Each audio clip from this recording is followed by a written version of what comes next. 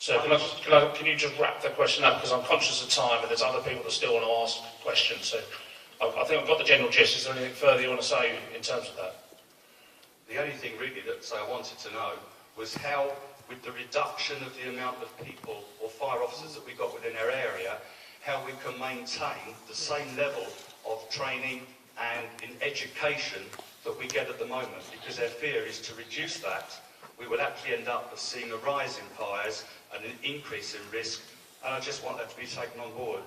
Every one of us in here, in a uniform or not, who is an ex-firefighter, took the firefighter's oath, which was to save life, to prevent destruction of property, and render a humanitarian service. Thank you very much, sir.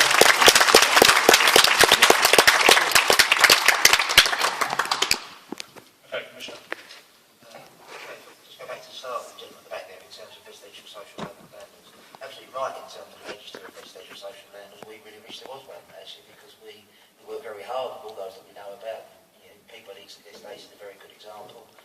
We support any government initiative to try to regulate residential social landlords more than we do at the moment. I'm not sure that that's going to be successful, because there seems to be a reduction in the amount of legislation rather than increase. Sorry?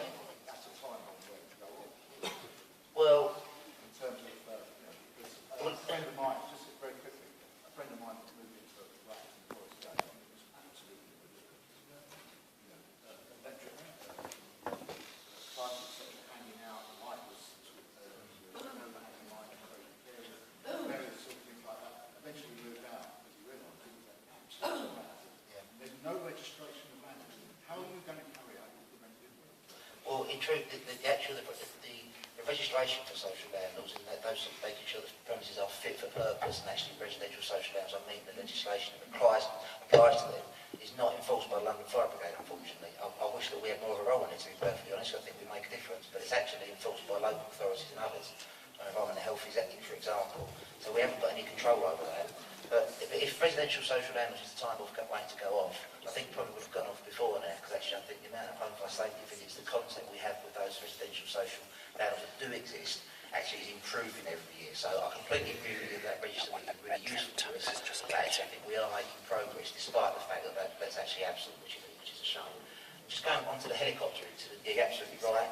That was attended, actually attended by classes from Clapham and Battersea fire stations. One of the proposals is to close Clapham fire station. But what we did notice also on those incidents, the ones from Lambeth and from Battersea also got there within target attendance time. So actually there was an issue around which classes we mobilised first, because actually should have been Lambeth, but actually had to try and mobilise Clapham before Lambeth for technical reasons, which I won't go into now. But actually the attendance to that location was actually covered within our attendance targets by the other stations that attended as well, and there were other stations locally that didn't attend, that could have attended and got there within the attendance time as well. So, did you answer my question? Yeah. About that particular how are these cuts that particular incident? Well, as I say, in hindsight. yeah, well, as I say, one of the proposals in the plan is to close Clapham fire station. So it meant that Clapham fire station wouldn't have been available to attend. But what I'm also saying is that the other plants that attended there and from other stations would have got there very quickly also. So we did get within their attendance times even without Clapham there, and there are other stations that could have attended as well, which were in there very shortly, and also within the attendance target. So actually, I don't know if the first time attendance target would have been met, but actually would have met that for subsequent classes that attended. So hopefully that does answer your question. Fires double in 1 minute. Some fires do. There's an awful, and I'm not trying to denounce any figures, there's a very complicated set of circumstances about how quickly fires double, and it relates to the amount of oxygen available, the amount of fuel within the premises, and a range of other complicated factors. So some fires double in 1 or 2 minutes. There's been a load of different figures mentioned during the last few weeks in terms of responses from various quarters. But that's not to try and undermine the fact that actually, yes, fires do increase quickly, and it's very important that seconds do count. But actually, if someone's got a working smoke alarm and knows what to do in case of a fire, which is where our priority has been over the last 10 or 15 years, then they've got a much better chance of surviving whether they wait for a fire engine, if it even does get there very, very quickly. Unfortunately, we do see quite a number of fire deaths where actually the person is dead before the fire engine is even requested, because the fire doesn't get noticed by anybody because they haven't got a smoke alarm. And we get notified of fires much more quickly when there's a working smoke alarm, and that's one of the reasons why we've been able to bring down the number of fire deaths that take place in London. actually on many occasions, and there was one only last week unfortunately, where the person was certainly dead in a flat before the fire was even noticed, and that's because that person didn't have a working smoke alarm. Coming on to the gentleman over here in terms of education, I completely agree, and I'm really, really pleased to hear that we're working very closely with your university, you're responsible for.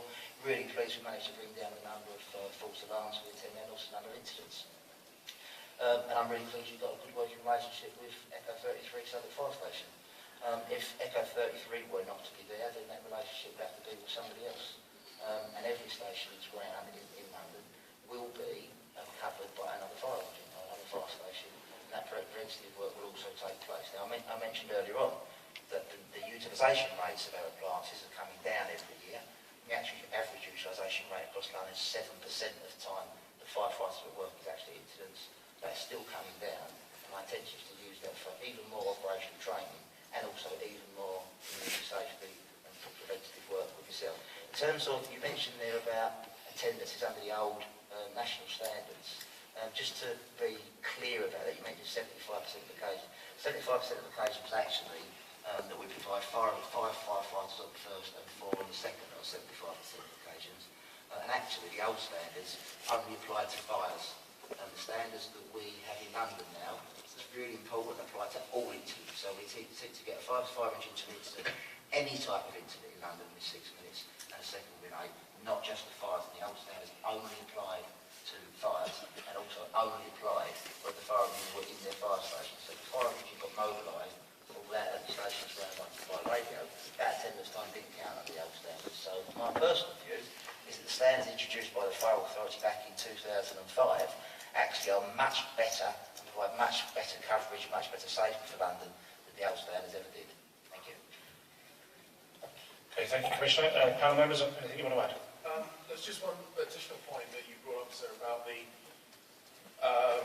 what our response would be to changing risks. And money is tight, absolutely, but this is at its foundation a risk-driven plan. We have to work within our financial constraints. It's risk as a plan. In the past, under previous chairs of the Fire Authority, where risk has been identified, additional capacity has been put in place. Harold Hill is a classic example, initiated under my predecessor at 1 Balshaw Cross, and taken to its conclusion by my immediate predecessor, Brian Cobbler, as a Conservative chair. So where risk is identified, where the need needs to be met, then resources are made available. It was mentioned earlier on, will there be other LSPs in the future? There will. I hope that we'll be in a less constrained financial situation when those plans are in their evolution. But ultimately, these are always risk-driven plans, and the brigade will respond where there is where there are gaps in our capacity.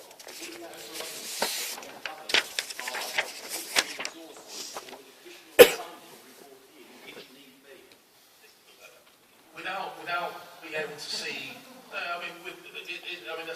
that's how long is a piece of string question. It depends on the size of the additional risk, the nature of where that additional risk is, whether there are existing stations with additional capacity. In Harold Hill, we have to build a complete new station. Many of our stations are not full in terms of their physical capacity. So, without being able to look at a specific future risk, it would be impossible for me to give a meaningful answer. I'd like to make it the end, but I'm aware that there's quite a lot of people who've indicated for quite some time, so I was just keen to encourage us to have a little bit longer meeting at that time. Conscious of time, as Fiona said, but we did make a late start. Each bank of 3 questions taking about 20 minutes, so if I can ask people that haven't asked questions yet to keep their hands up. If I go to the gentleman on the second row, on the first tier. Where is Jeffrey?